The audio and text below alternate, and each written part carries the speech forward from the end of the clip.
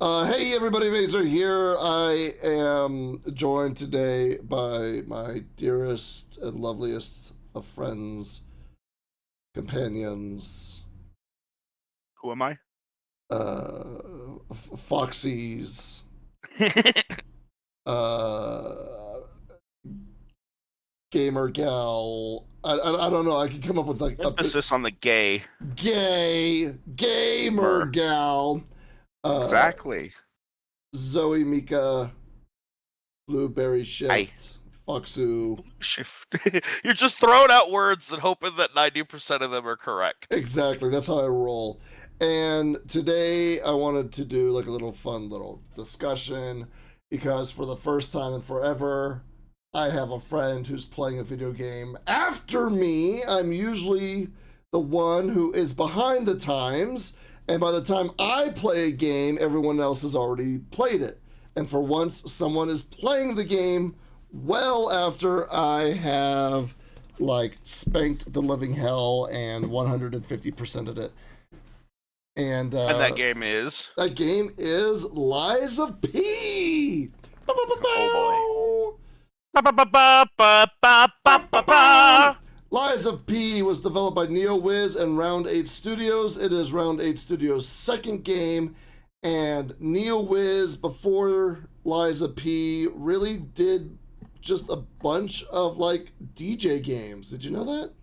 They're a Korean company, aren't they? They're Korean devs, Yes, right? this is a South Korean dev, and Yeah. they did the DJ Max games on arcades and PlayStation, and it looks like Androids. And then apparently they Those made must be a regional.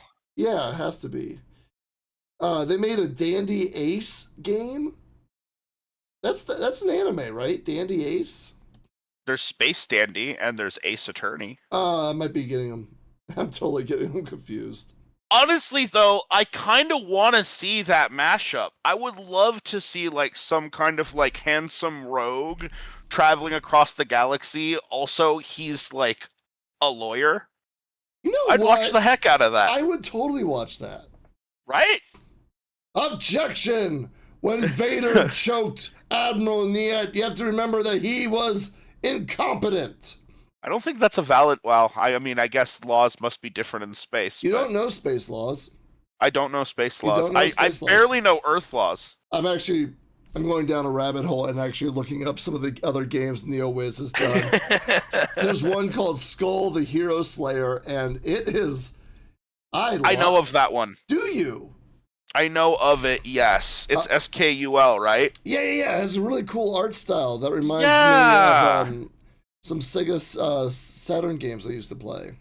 Yeah, I saw this pop up on PS Plus like probably years ago, so it's probably in my library somewhere, and it looks super cute. Maybe I'll give it a try now that like I've tried Lies of P. Well, once I beat Lies of P.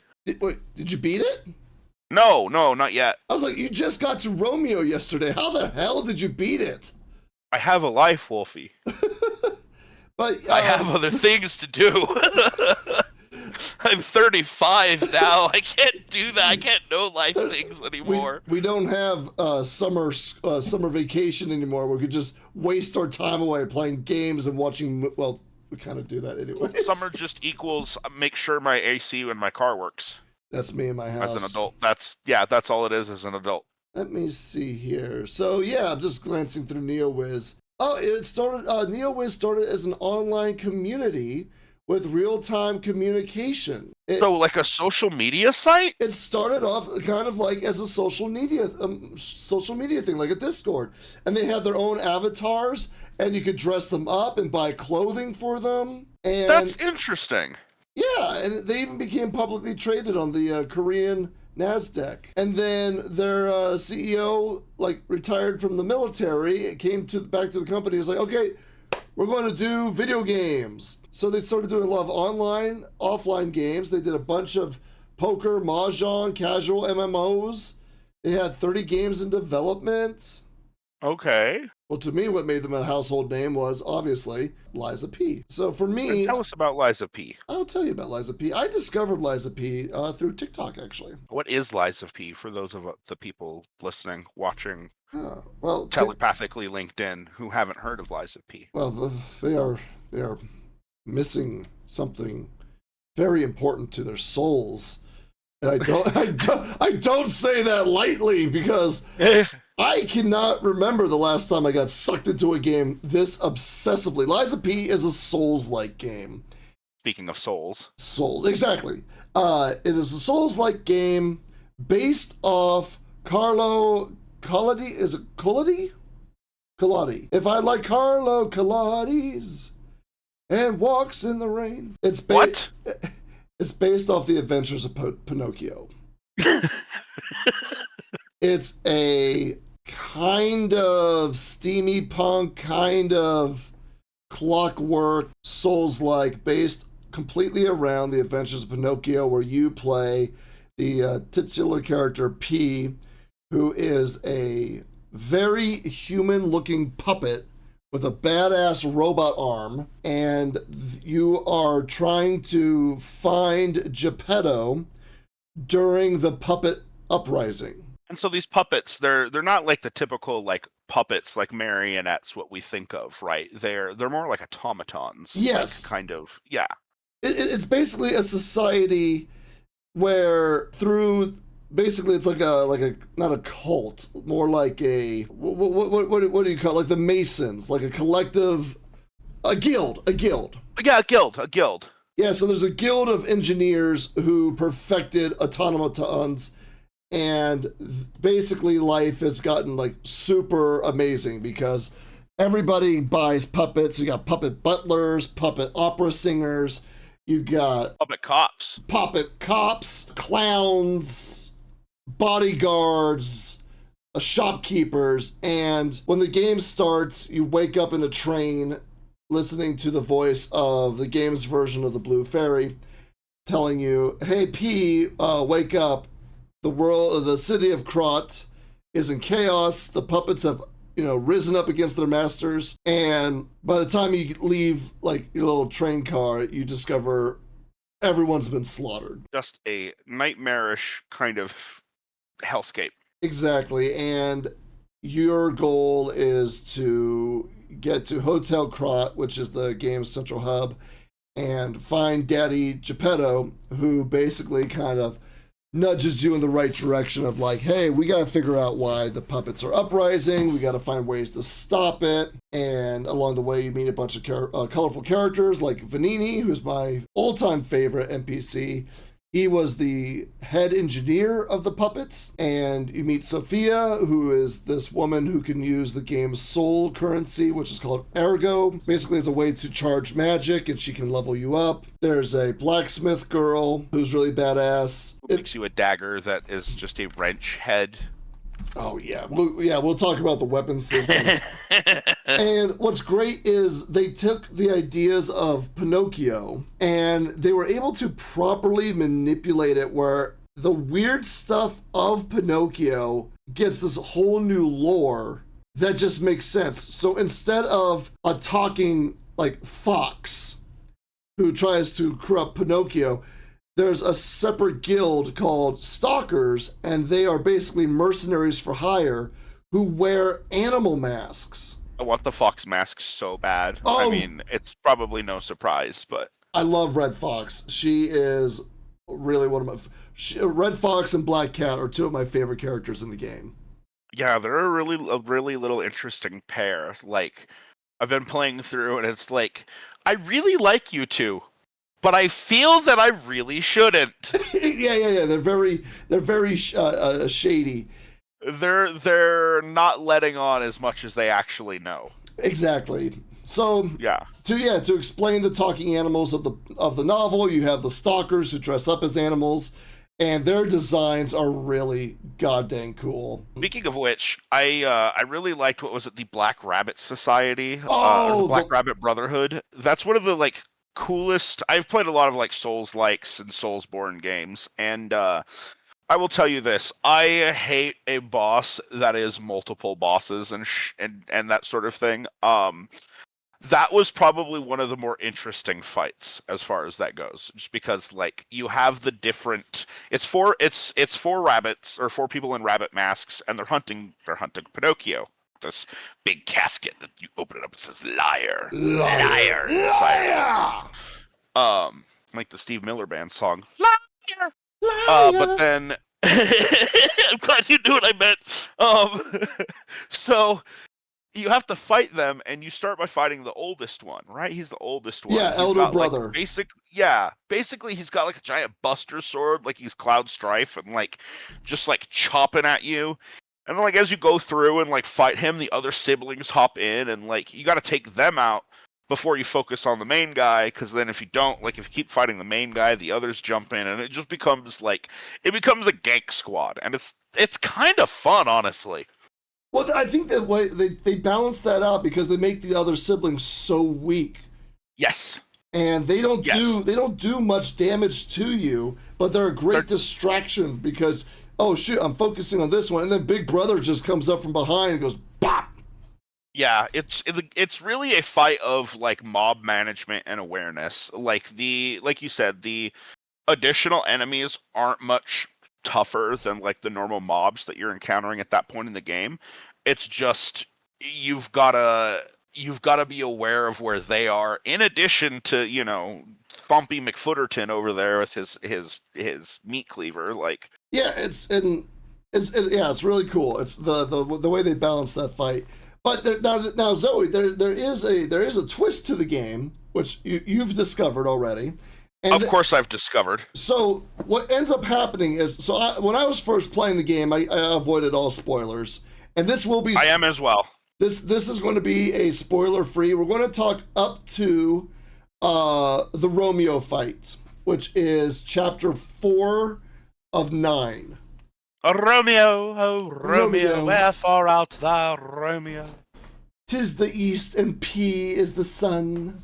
When you get to chapter, I think it starts in 2, but officially is in chapter 2. So when I'm playing the game, I'm like, oh, these are awesome puppets. You go through a puppet factory, you go through a torn city. There's just puppet, puppet, puppet, puppet, puppet. And then you go to the city outskirts because you have to go to a cathedral. And you go, up this long ass elevator and you get to a village. And I'm like, okay, outdoor puppets. What kind of outdoor puppets? And then there's a man in a top hat. Oh yeah. And he is like jabbing at the ground and he's twitching.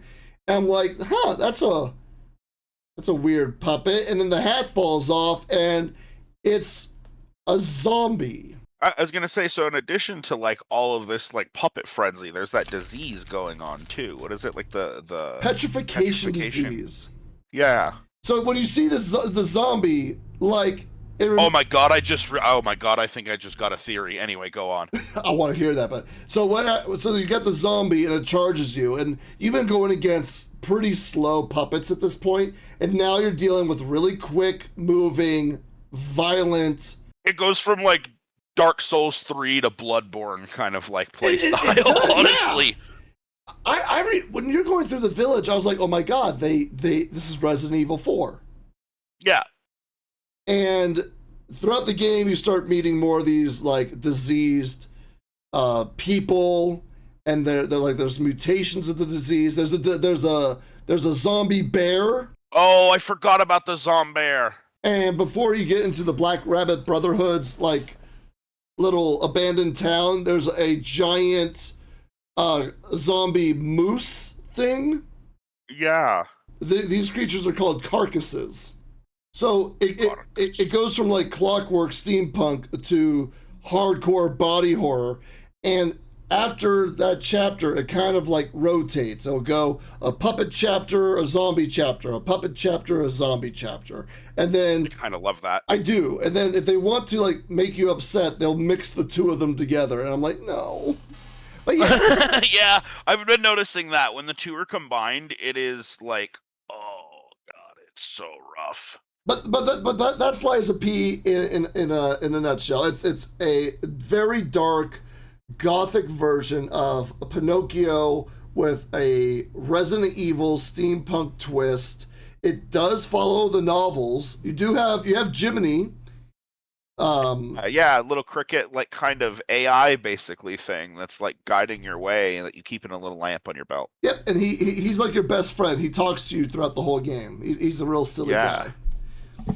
And Yeah. you got the blue fairy, and I won't spoil it because Zoe's not there yet. But there Yeah, are don't spoil it because I'm waiting for pink elephants to show up. don't worry, I won't spoil anything. But there are more references to Pinocchio as you play along. Now, gameplay wise, I said this is a Souls-like. So when you die, you lose all your. In this game, it's called Ergo. You lose your Ergo, and you have to run back and get it. And enemies respawn whenever you go to a bonfire, which are called stargazers in this game. And you have big boss arenas that you want to memorize patterns. And if you played a Souls game, you know what I'm talking about. But there's a difference. How it works. There's a difference. What's the difference, Zoe? I'm putting It's it Italian. It's Italian. It's an Italian Souls like made by South Koreans. No, there's a Souls games want you to dodge. This game focuses on parrying. It really does. That's kind of one of the things that I've been learning a lot in the fights. You can still, because I dodge religiously. I can't parry to save my life in any of the like main Souls series, Bloodborne, Sekiro. I haven't beat Sekiro because it's just parrying.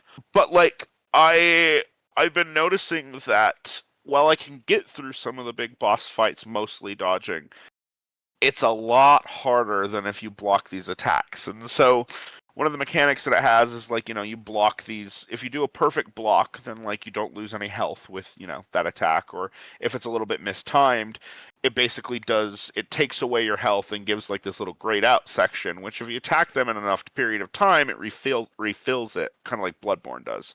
But yeah, I've really been noticing that like I need to get good at blocking and parrying because I am starting to struggle. Yeah, but what I think is really makes it helpful is the fact that the parrying window is looser than in Souls Much games. more gracious. Yeah. There's a mechanic. It's kind of a hidden mechanic. I think they bring it up once, but you could also break almost every weapon in the game. Yes.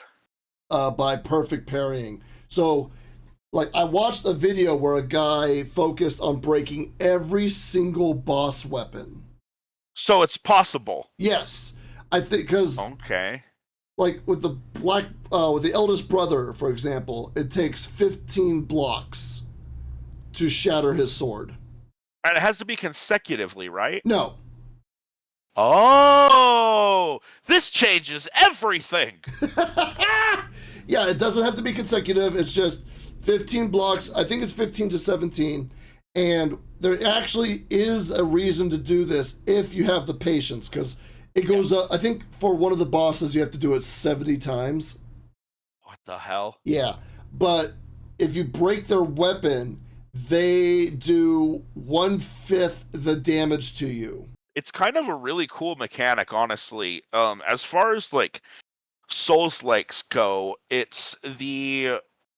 I haven't seen one that's that fun or interesting in a while. I like the fact that you can really just completely turn the tide of battle, even if you're just like on your back foot and you're still blocking everything.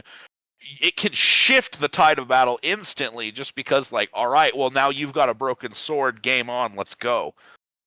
I haven't seen a mechanic I like that as much since the like part slicing mechanic of the Surge games. Yeah.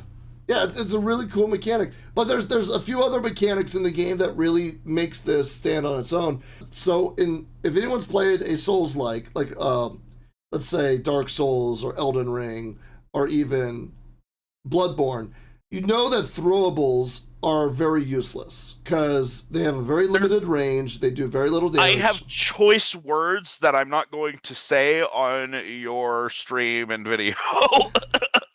Look, in Elden Ring, I get throwables. I chuck it, and it falls like 2 feet in front of the bad guy. I'm like, well, that was a waste. It does 15 damage on Moog, and it's like, okay, well, thank you. Great. That was a waste of everything. I spent 30 minutes getting the ingredients for this one pot, And it And does for all of you nothing. listening, I know that it's because I'm not spec'd correctly. Shut up. Yeah, back off! Lies of P, however, has its own level up tab. So you have like vigor, which is health, endurance, which is stamina. You have capacity for Lies of, which is very important. Lies of P, because this game is very weight based with your armor. It really is. It really is. But then you have one called Advanced. Now, Advanced works on throwables, elemental weapons, and that mechanical arm I mentioned, the Legion arm. And the higher you go, the more damage all three those properties become.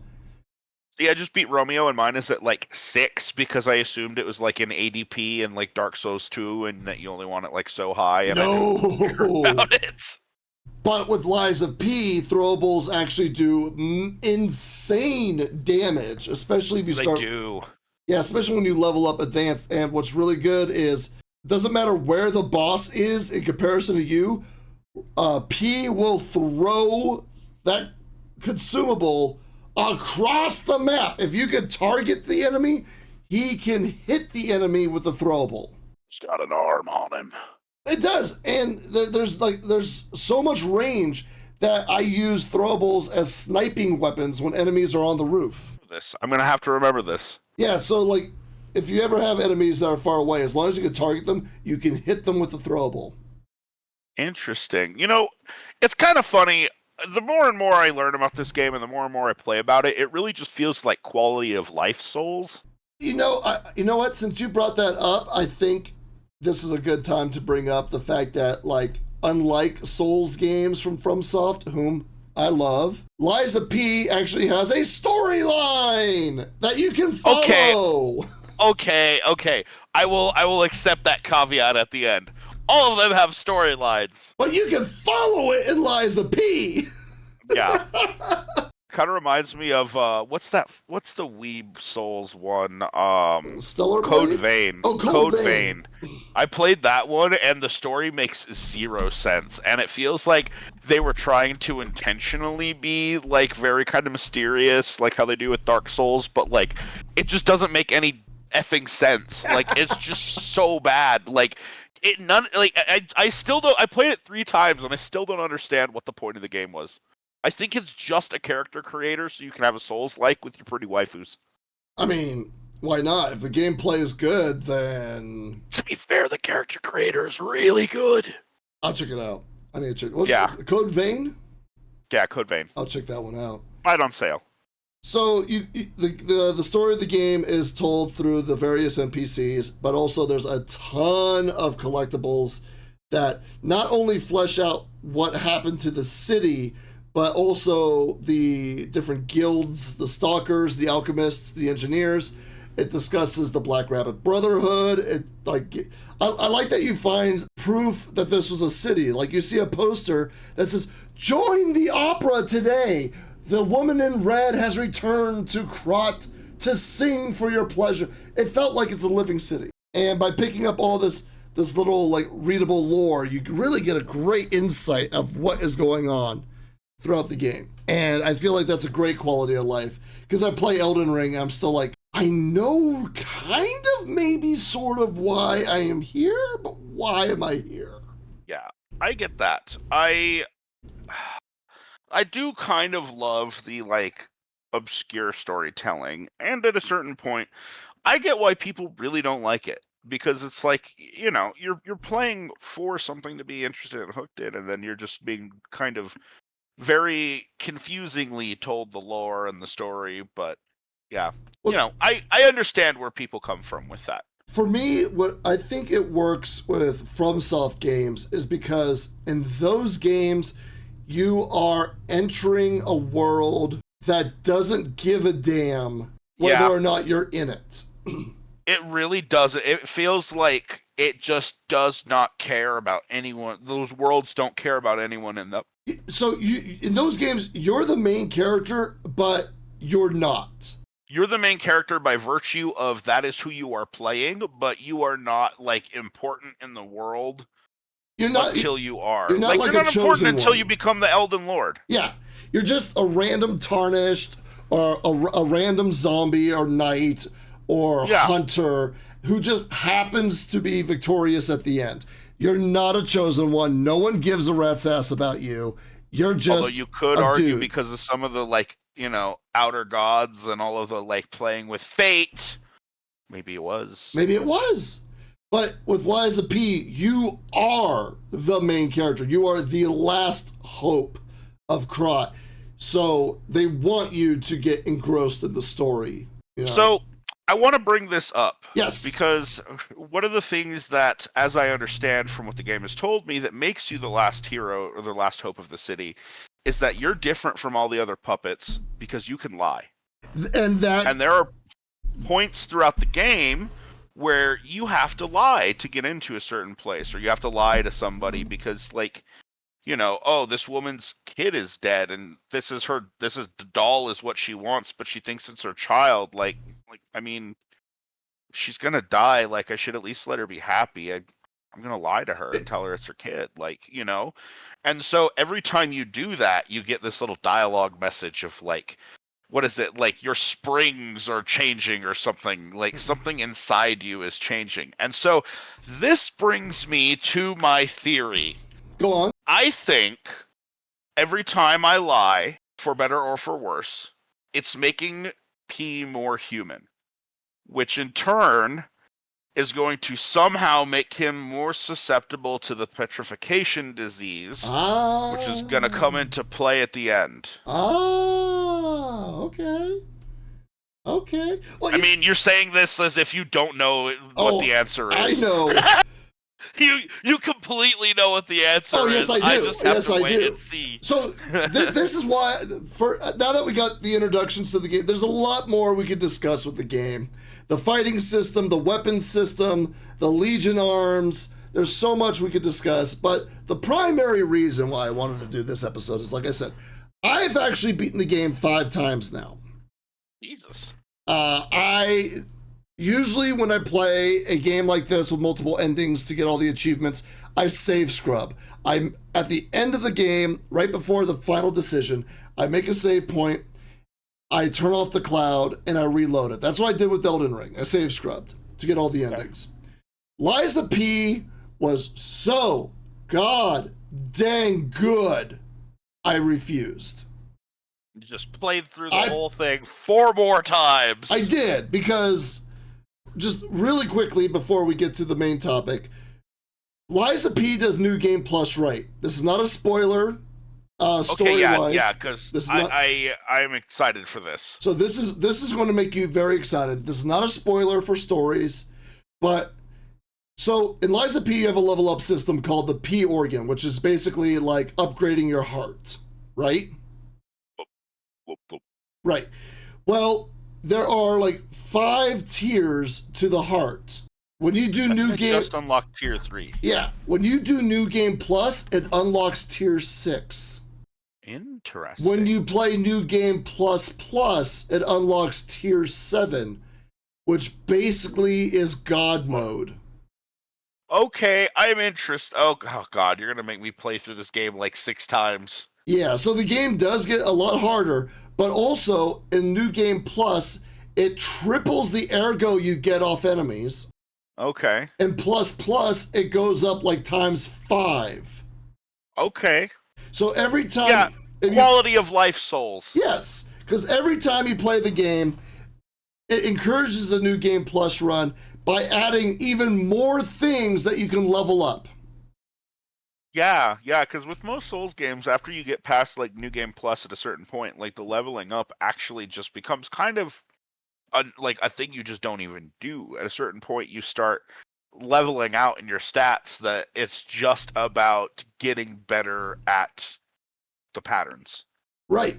Well, this game gives you lots of incentives. For me, when I beat the game, I was about in the high 20s for a lot of my stats.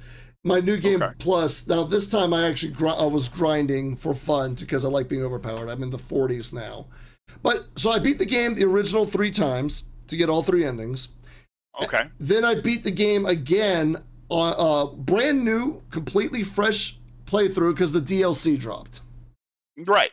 I remember you saying this. Yeah, so I wanted to play the game fresh for the DLC, and then there's some items that you can only unlock on the DLC and the normal game on New Game Plus. So I beat the game again and I ran through it, and yeah, great game. But here's the thing that we're going to get back to the main topic at hand, and that is, since I've actually beaten the game and I have a friend of mine who has never played it, I get to hear all their theories and their thoughts, and it makes me excited because I could just sit here going, ooh, you don't know yet.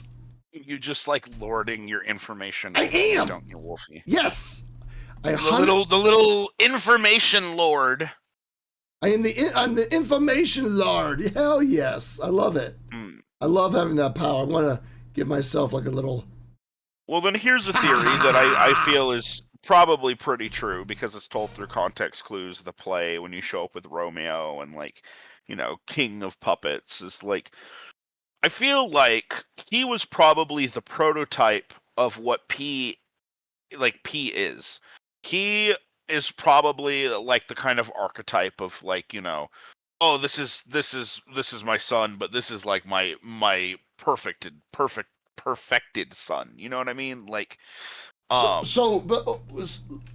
explain to everybody what you mean by son. Explain P and Geppetto. I mean, Geppetto is basically Pinocchio's father. He created him. He created the puppet. And so, like, Geppetto is the progenitor of, like, all puppet technology. And Vanini is the one whose factory makes them. And so, he's basically, the father to all puppets. And so, when you fight Romeo, initially you fight the King of Puppets, which is, like, this Warhammer 40K looking, dreadnoughts? Is that what they're called? Where they put, like, someone in a machine? It's basically just like a mobile mech, like, sarcophagus. And it's like that. Yeah, and you're fighting that. And, you go through this fight, and the whole time I'm like, okay, this is one of the returning themes that I'm seeing with this game, is that every time I feel the first phase goes really well, I'm like, yeah, this isn't the end of the fight, is it? And I've been proven correct every time. And so when you beat this King of Puppets, he like. His chest opens up, and there's this other puppet inside, and he's this very fair-looking puppet, very similar to P, very similar complexion, looks more human than the rest of the other puppets that you've been fighting up until this point. And then the mech suit explodes and like burns half his face and gives him like this really cool like Terminator look. Romeo has such a good design. Yeah, he's cool. And then you got to fight him. And I believe through that, and then the play that, like, there's a little stage play going on when you first enter the room, and it's basically Geppetto, like, it's showing him, like, creating the heart and, like, putting it into these puppets. And so that's what leads me to believe that Romeo was intended to be the perfect son in some way and wasn't just quite. Or Pinocchio came along, and then Romeo was kind of discarded in favor of Pinocchio. Kind of like a Proto Man, Mega Man situation. The prototype. Exactly what I was trying to go for. Yes. So, yes. In context, Geppetto basically tells Pinocchio that Romeo is the cause of the puppet frenzy. Interesting. So that's why Geppetto sends you to the opera house. He's like, Romeo started the puppet frenzy. He's the cause of the riots. Please go to the opera house so we could stop Romeo and get everything under control. And he's like, so we could break him. Yeah, he's like, come on, Pinocchio, or P, please help us stop this puppet frenzy. Right. And that's why he's called King of Puppets. It just, I know it's two different songs, but it just makes me think of Metallica's Master of Puppets. Right. And, like, yeah, King of Nothing, like. So let me throw this out to you. When you fight these bosses, there is a garbled subtitle. Yes, this is one of the things I've been noticing. They're speaking in what I thought initially was puppet language. And then looking at it closer, it's English, but it's distorted. Great attention to detail. Yes, like I was kind of understanding what Romeo was saying during the fight. He kind of goads you into fighting. He's kind of like mocking you a little bit. Romeo's a super fun boss. You also get my favorite weapon in the original playthrough, which is the scythe. I need to go and trade in for that. Yeah. I just beat him last night. Yeah, or like yesterday. It's called it has the greatest name. It's the Puppet Ripper. That is amazing. And its special ability, like the heavy attack, the head of the scythe disconnects and spins around you like on a wire. It's so cool. It's a great weapon. So, it's so cool. You said you had theories about this petrification. So I mentioned Resident Evil, and I'm going to make a separate discussion about this, how Lies of P out Resident Evil's Resident Evil. In the beginning of the game, all you know is the town is destroyed, but there's a part right before the first true boss, which was the Watchman, the giant police officer. There's a shortcut. And when you go down the shortcut to where the boss is to unlock the gate, there's the first time ever you see a petrified corpse against the wall. I remember that, and it's like, what the heck is that? Right, because up to now you just see normal bodies, but this guy is like fused to the wall. There's tendrils and like very Last of Us. Yeah, very, very. What's that word I'm looking for? Cordyceps. Cordyceps. It's very mold. Yeah. And that's the first time you realize there's something bigger going on that you don't know. So it's called the petrification disease. Grandmama, and she's not your grandmother. That's just why I call her. In the Crot Hotel has the disease, and I love her to death. And it basically solidifies your cells until you're just a giant scab of death. Ooh. Yeah, it's like a mold. It's like a fungus, and it just solidifies you. It's disgusting. And that's the first time you realize there's something more going on than this puppet frenzy, which leads you to the village. And what'd you think of the Archbishop Cathedral? Such a cool boss! Tell me about this boss. Such a cool boss. Tell me about this boss. The first encounter with him, like, you walk up on this big hole in the cathedral in the floor, and like there's this big like tentacle looking thing that's like sticking out of the hole, and you don't get a really good look at it. It just kind of goes back down in. And so like you've kind of got to go follow it. And as you follow it, you go through, you get to the boss chamber. This boss is like it's the archbishop, and he's completely mutated, and he's mutated into like some kind of like warty, disgusting bear frog looking thing that like you can see his like original head in the form of it, like his human head. It's like all twisted upside down and like all jacked up, and like you've got to fight this thing. Like it's got this like these teeth on its back that like kind of like the the gaping dragon in Dark Souls. And so you fight this thing. You go. This was one of those bosses I mentioned where like the first phase is like, man, I'm doing really good. Wait a minute, I'm doing very good. You're like, oh no! And then you kill him, and his back opens up, and that tentacle-looking thing comes out, and it's basically the Archbishop with like, he's got this fancy mask on that falls off, and like his face, where his face should be on this tentacle, it's just a gaping maw of fangs. It's like a centipede from hell. Yes, that's the second. I'm hoping that you're going to put this image up when you actually edit the episode, because there's such a cool boss. Like, it's one of my favorite Souls-like bosses since, like, Astel in Elden Ring. The really, like, the one with the, like, planet tails and everything. Oh, I love Astel. Such a cool design. But anyway, the Archbishop then, like, he starts attacking you from both ends. So like he's attacking you with the bear frog face, while his like butt end like has that like tentacle coming out of the back with like the bishop on it that's like doing his thing, firing like lasers and things at you. Like it's a cool boss. It's probably my favorite boss so far in Lies of P. It's really awesome. One of the things I love about this game is the AI changes during these boss fights. So, as Zoe said, it has two faces: the larger face and then the centipede face. And depending on which one you target, the AI changes. Interesting. I noticed that, but I didn't make the connection. Yeah, so if you focus only on the centipede part, the back end will stop attacking and it will focus primarily on using its staff as a weapon. Yeah, I noticed that. Okay. So it'll do a lot of sweeping, but if you focus on the back end, the tentacle half won't attack as much, but it'll do a lot more crushing, wide sweeps with the arms and the laser attacks. Yeah. Oh So my god, that's awesome. It's like fighting two bosses in one body. Yeah.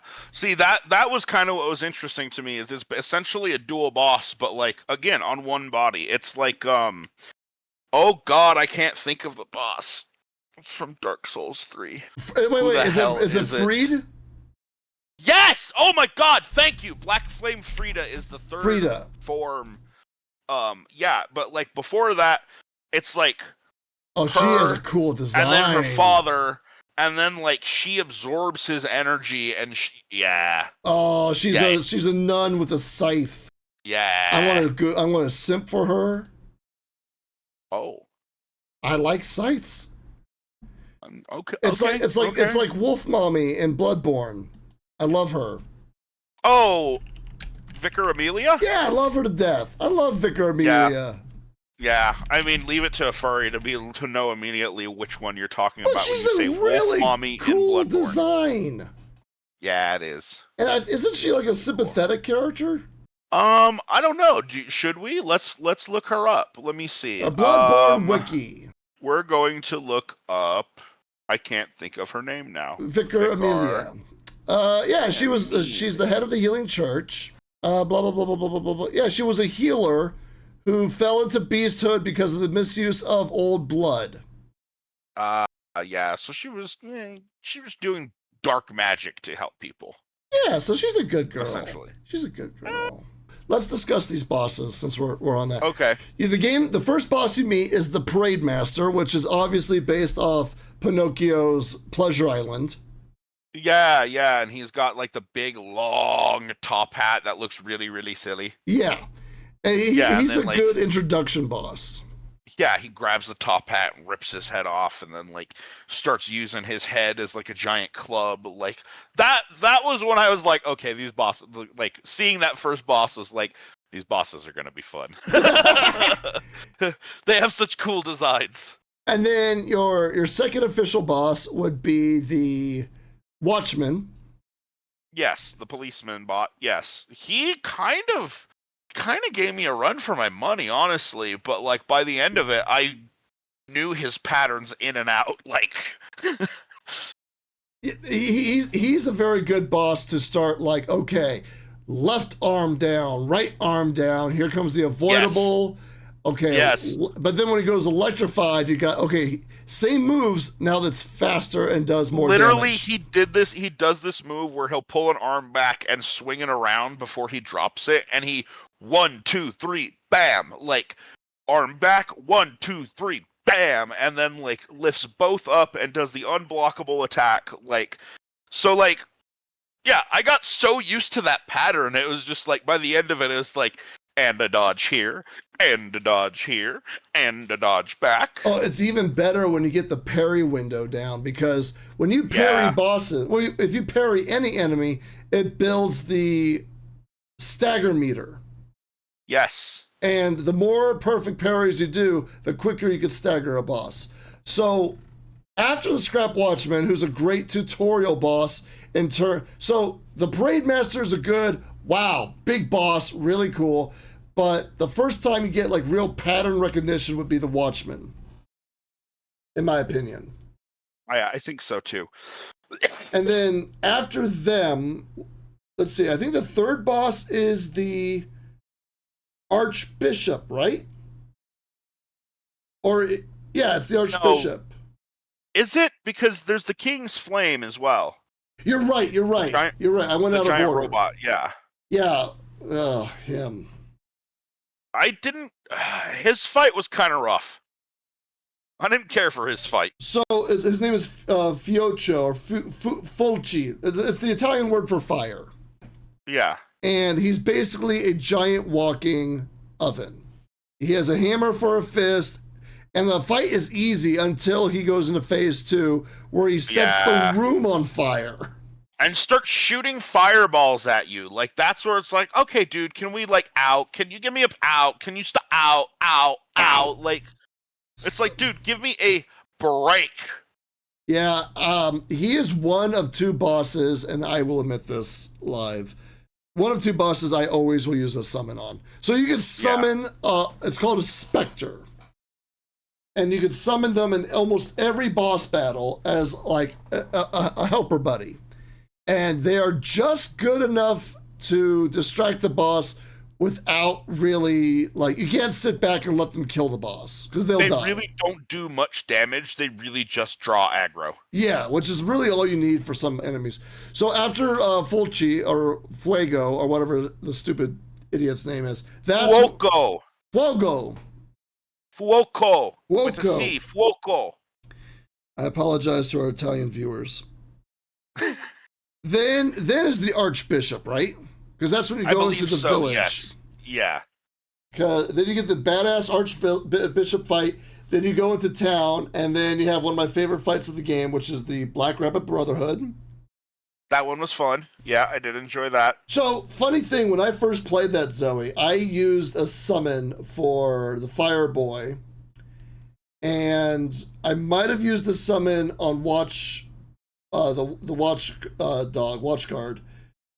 But when I fought the Black Rabbit Brotherhood, I was like, no, you and me, big guy, we're doing this.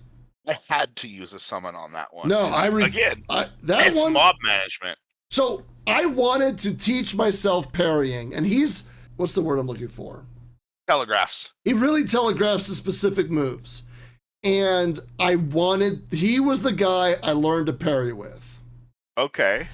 And he was the second boss, including Parade Master, I beat without a spirit.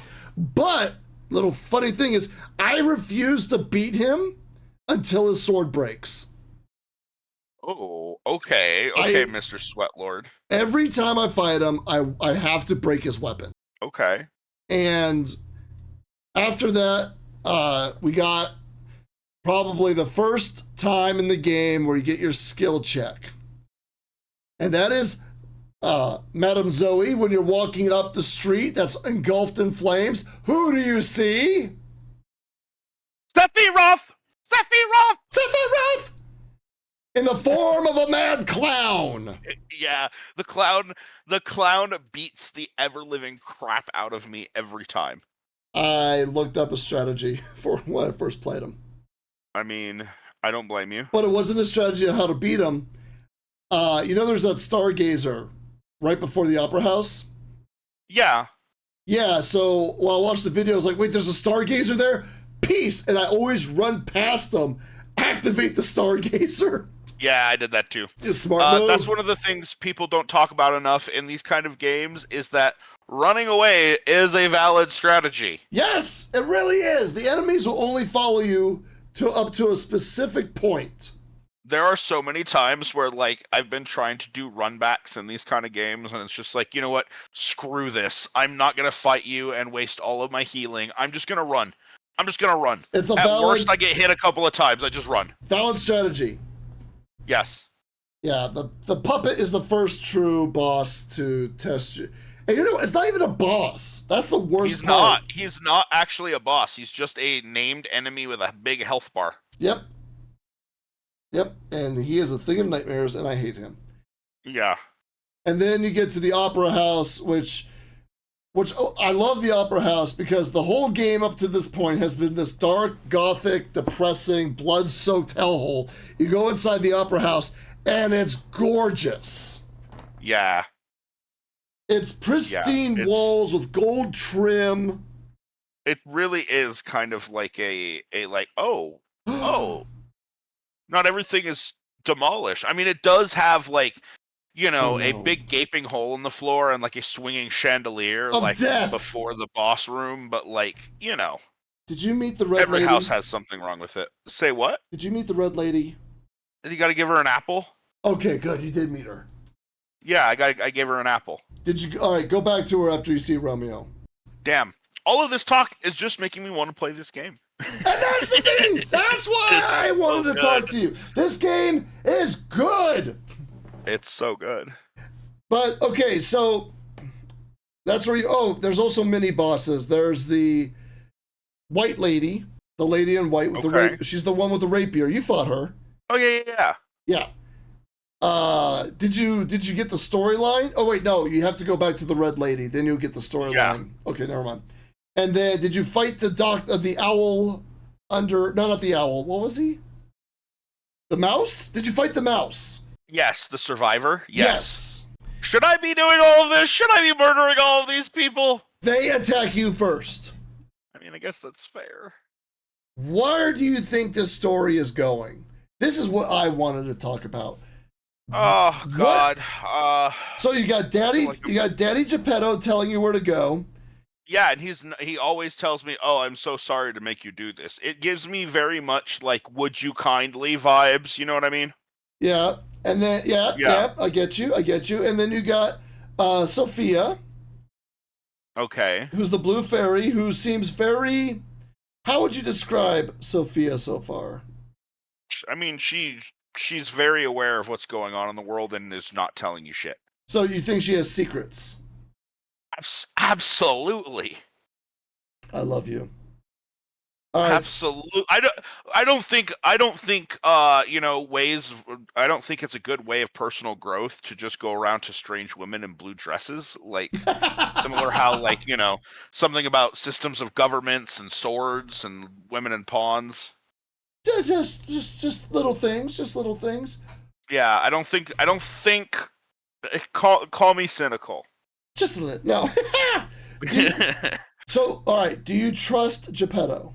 No, you're gonna have to bleep that. But no, I do not trust him at all. Do you trust Sophia? Slightly more than I trust Geppetto, but that's not saying much. All right. Now we're going to go to one of my personal favorite characters.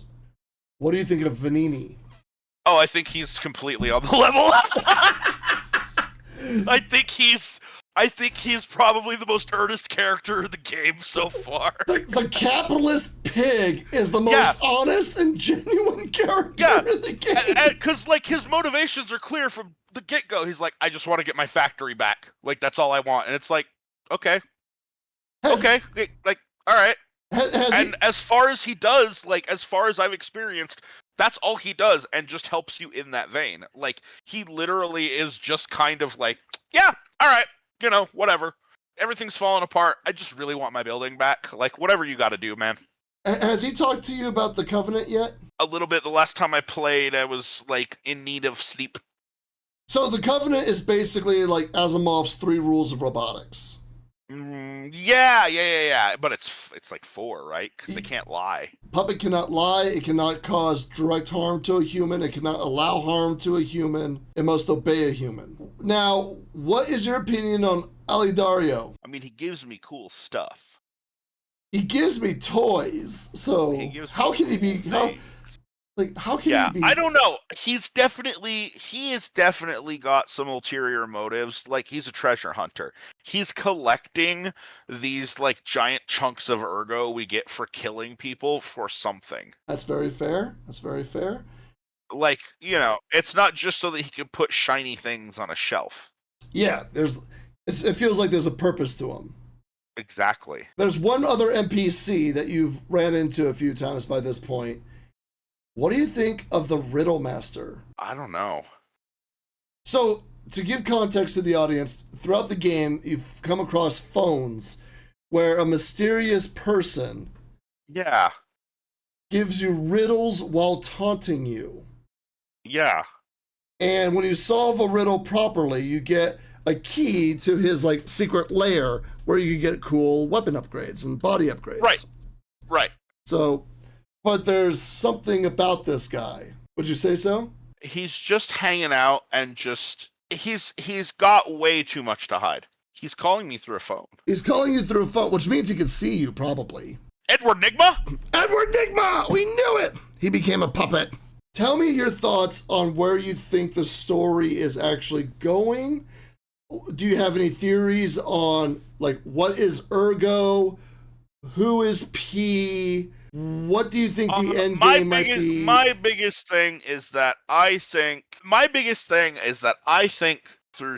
somehow through my actions of lying, I am simultaneously saving the world and damning myself. Have you constantly lied? No. When have you told the truth? Oh, when did someone ask the truth? There was one point where someone asked the truth and I told them the truth. I don't remember what it was. Let's see. Did you tell Grandma that she's beautiful? I don't remember that one. Maybe you haven't talked to her enough. If you keep talking to the woman in the wheelchair, did she give you an outfit? Yeah, I did lie to her. So you said she looks good? Yeah. Yeah. Always make sure every time you finish a chapter, talk to everybody in the hotel. Okay. And exhaust usual exhaust the dialogue and basic Souls crap, but you get deeper into their history. So I wonder who you told the truth to, how you're playing. So what's your thought on Ergo? Well, Ergo, I know, makes the puppets run, and I did see a document somewhere talking about how, what was it, some alchemists had like less pure Ergo that it shouldn't be a problem, which makes me think that maybe that led somewhat to the frenzy. I don't know. Something makes me want to say that it's gonna be like the souls of the damned, but I don't have anything to prove that. That's very fair. Yeah. Story-wise, I would say you're like very close to the halfway point. Chapter-wise, I think you have two more. Yeah, you have, if I remember correctly, you have two more major sections before you hit the official halfway mark. Okay. All right. What is your favorite weapon right now? Oh, I've been using the umbrella thing. I love the umbrella weapon. Yeah, same. What's your favorite Legion arm? I've been using the electric one. I really like that, when you hit people with the electric blitz, they take more damage. So there's a rock, paper, scissors aspect to the game, for those who don't know. Carcass enemies take more damage to fire, puppets take more damage to electricity, and humans take more damage to carcass fluid, which is basically acid. But everybody can be affected by one another, so if you do acid on an enemy, their weapons could break faster. If you put enemies on fire, their health continuously drains. And if you electrify them, they take more damage. On the flip side, that counts for you too. There is a part in the game with someone who does a lot of electrical and decay damage, and it just rips my weapons apart, and I hate it. So that's your theory right now, is that you're going to start leaning more and more towards being human. That might end up damning you while you save the rest of the city? Yep. I like that. Yep. I am glad you're enjoying it. I am glad you're enjoying the umbrella. I hope you enjoyed the Puppet Ripper. I'm going to check it out when I play again, that's for sure. Now, I would like to follow up with you once you get to another specific point in the game. Absolutely. We can just if you just want to make this like a little regular gaming podcast. A podcast. Yes, because that's what mine is called, because I have one as well, dear listeners. Please make sure you send me the link so I can put it in the description. Shameless plugs! Shameless plugs! They're nude and lewd and have no shame. Not that kind. Oh, sorry. Yeah, not that kind. Well, it sounds like you're enjoying Liza P. Yeah, it's been great. I'm really enjoying it so far. I do want to know more updates. I am sitting here, by the way, with my hand over my mouth several times. Of course. Because I'm just like, Because I'm absolutely correct when it comes to damning myself to save the city. Because what is one of the biggest examples of true humanity? Self-sacrifice. Self-sacrifice. Exactly. I wonder, he says. I wonder. Oh, my sweet summer child. I'm going to have to I need to hug you. I actually am a summer child. I was born in May. Yay, same here. Yeah. May babies! Look at us. But yeah. All right, cool. I just wanted to get your opinion. It sounds like you're enjoying the hell out of it. I have been. It's been a lot of fun. So when I'll keep you posted, and when I finish through it, we will revisit this, and we will talk about how correct or incorrect I am. I'm gonna have to hug you. All right, well, yep, that is it. We just want to discuss the game, and I want to hear a newcomer's thoughts as they're playing through it. As I sit here, all anime villain with my fingers crossed and my glasses glowing, like they have no idea. They have no idea. Genji Ikari. Evangelion? Yeah, Yes! Evangelion. I can't talk. That is exactly who I was describing. Yes. I win! I know anime! All right, thank you for joining us, Zoe, and if everybody likes this, we'll try to, you know what, screw it. I don't care if you like this or not. We'll keep making more of these. Just keep doing it. It's fun. Yeah. I will be bringing Zoe back for another episode where I talked to her about 2 movies I recommended, and she watched them. Oh God. One's very good. And one is the worst. One of the worst horror movie I've ever seen in my life. It is not the worst I have ever seen, but it is. I know it's not the worst you've ever seen, but like you've seen a lot more than I have, and it's really, really bad. So that's a little teaser for the next time Zoe and I do this. But why are you gonna do this to me? Thank you for joining me, Zoe. No. It's been fun. Yes, I'll come back anytime you want me to. Thank you so much, and thank you everybody for hanging out with us and listening to 2 geeks gush about Liza P. We'll see you. Yay! We'll see you next time. Bye.